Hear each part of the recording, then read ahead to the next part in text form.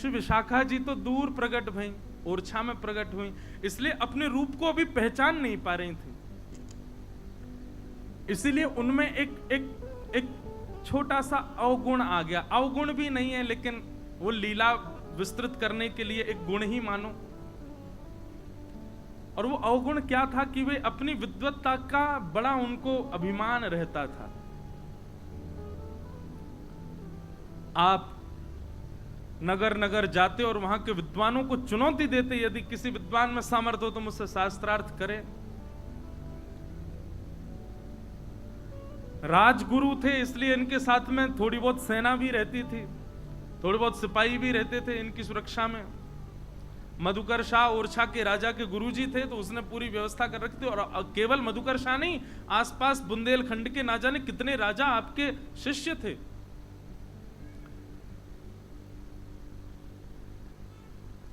विद्वत्ता भी मिल गई, धन भी मिल गया, ऐश्वर्य भी मिल गया, प्रतिष्ठा भी मिल गई, तो मान आना तो संभव था।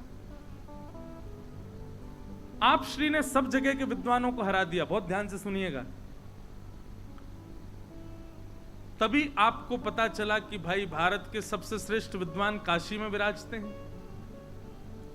तो आपने काशी के विद्वानों को चुनौती पत्र भेज दिया। और एक और बात थी हरिराम व्यास जी में, क्या जहां जहां से जीतते थे वहां वहां का जीत का प्रमाण पत्र और संग लेके चलते थे अपने। जैसे हम लोग भी अपनी गाड़ी पे प्रमाण पत्र लेके चलते हैं। पूर्व विधायक और उसके नीचे लिख देते हैं उसका पड़ोसी। विधायक तो लगा रहेगा इतना बड़ा, पूर्व उससे छोटा, उसका पड़ोसी बिल्कुल ही मुहिम। भैया हम विधायक हैं, हम नेता हैं, हम धनवान हैं, हम ये हैं, हम वाइस चांसलर हैं, ये है, ये सब प्रमाण लेके चल। कहा आवश्यकता प्रमाण लेके चलना, तो माथे पर उर्द पुंड लगा के हम ठाकुर जी के हैं, ये प्रमाण लेके चलो, सबको बताते चलो। गले में कंठी माला पहन करके उर्द पुंड लगा करके माथे पर, और पूरे विश्व को बताते प्रमाण देते चलो। कौन? ठाकुर हमरे रमण बिहारी, हम हैं रमण बिहारी। कोई भला कहे चाहे बुरा कहे, हम हो चुके रमण बिहारी। तो प्रमाण पत्र और लेके चलते थे श्री हरिराम व्यास जी। आप श्री जैसे ही काशी पहुंचे तो काशी के विद्वान घबरा गए। उनको पता था कि हम इनसे जीत नहीं पाएंगे, बहुत विद्वान हैं। काशी के सब विद्वानों ने जाकर के महादेव से प्रार्थना। अच्छा, एक चीज मेरे मन में आई, महाराज जी महादेव तीनों लीला में हैं, हरित्रयी में महादेव आए ही आए हैं। कैसे आए? हितहरिवंश महाप्रभु के गोद के ठाकुर जी श्री राधा वल्लभ लाल जी कौन ने दिए? महादेव ने। स्वामी श्री हरिदास जी से पूर्व स्वरूप यानी ललिता जी से दीक्षा कौन ने ली? महादेव ने। और वही महादेव एक सामान्य पुरुष को रूप धारण करके आए और वहां चित्रा मैया की सेवा करी, स्वामी श्री हरिदास जी की मैया की। महादेव वहां भी आए और हरिराम व्यास जी के चरित्र में भी श्री महादेव आए। अब लोग वाग पीछे पड़े रहते हैं, बोले बताओ आप महादेव को जबरदस्ती वृंदावन में क्यों लेते हो?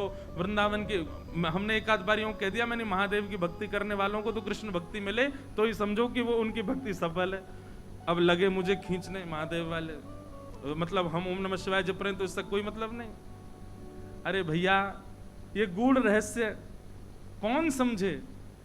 महादेव ही हमारी श्री जी की भक्ति के और उनके वैष्णवन के प्राकट्य करता है। महादेव की कृपा से ही लीला संवृत हुई है वृंदावन में।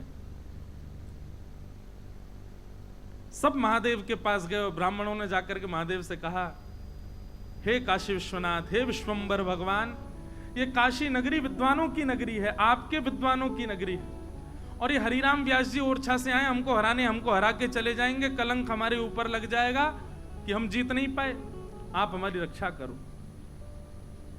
अब ब्राह्मण तो ऐसा कह के गए और जाके सब सो गए।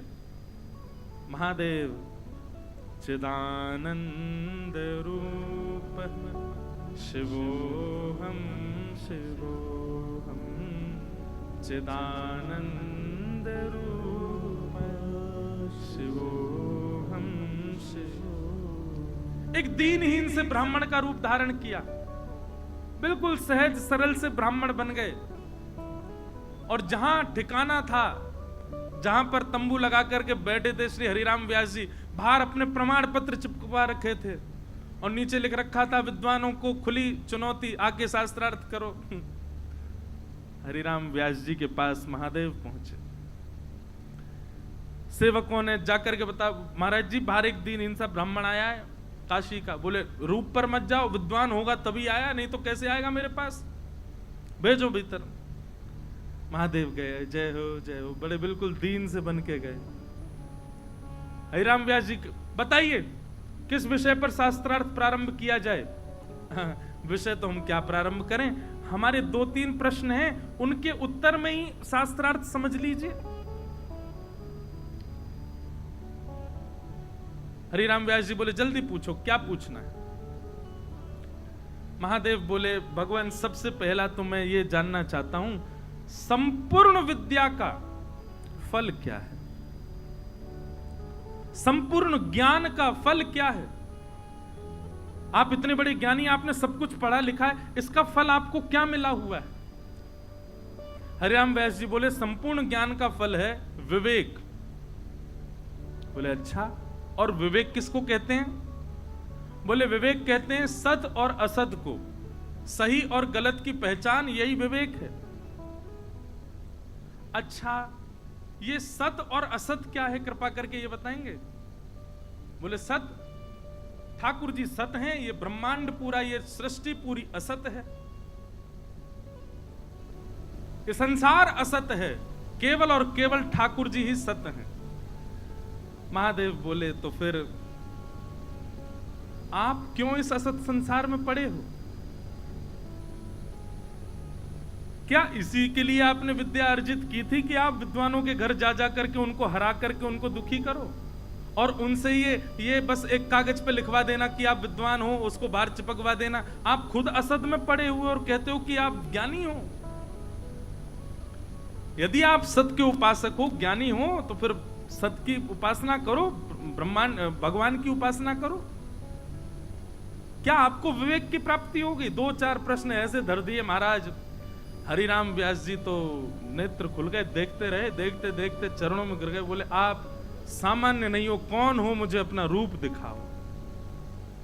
इतने में ही महाराज आहा, नमामि शमीशान निर्वाण रूपम विभुम व्यापकम ब्रह्म वेद स्वरूपम निजम निर्गुणम निर्विकल्पम निरीहम चिदाकाशमाकाशवासं भजे। देवादिदेव महादेव अपने रूप में प्रकट हो गए और प्रकट होकर के श्री हरिराम व्यास जी को उठा करके अपने हृदय से लगाया और हृदय से लगा करके कान के पास जाके बोले विशाखा जी।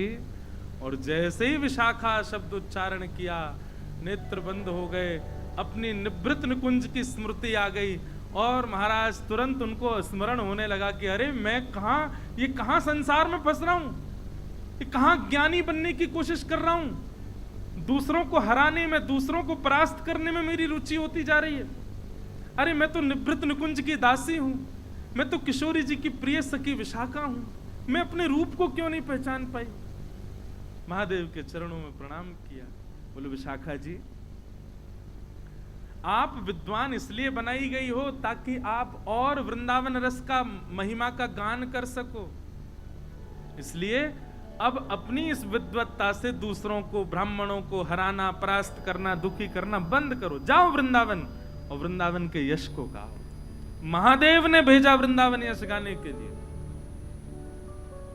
विशाखा जी, श्री हरिराम व्यास जी तुरंत महाराज अपने साथ में बताते हैं कि वो 5-6 बैलगाड़ी भर के पोथियां लेके और चलते थे साथ में। लोग बाग तो उन पोथियों को देख के ही हैरान हो जाते थे कि भैया कितने पढ़े लिखे होंगे ये। लौट करके आप वृंदावन नहीं गए, पहले ओरछा आए, क्योंकि आपको संकोच हो रहा था कि मैंने इतने वर्ष वृंदावन के बिना व्यतीत कर दिए। लगभग शायद 35-36 वर्ष तक वृंदावन से विलग रहे श्री हरिराम व्यास जी। आप श्री ओरछा आ गए, परंतु अब ओरछा में आपका मन नहीं लगता है। आप बस एक ही विचार में रहते हैं, वृंदावन कैसे जाऊं, वृंदावन कैसे जाऊं। वृंदावन जाने से पूर्व मैं पहले गुरु बनाऊं भैरवी। और आप बस खोज कर रहे थे कि मैं किसको गुरु बनाऊं। आपके मन में कई सारे भाव आए।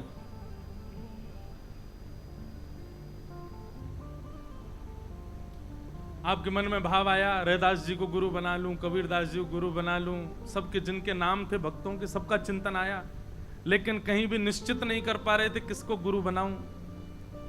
तभी ओरछा में श्री नवलदास जी महाराज का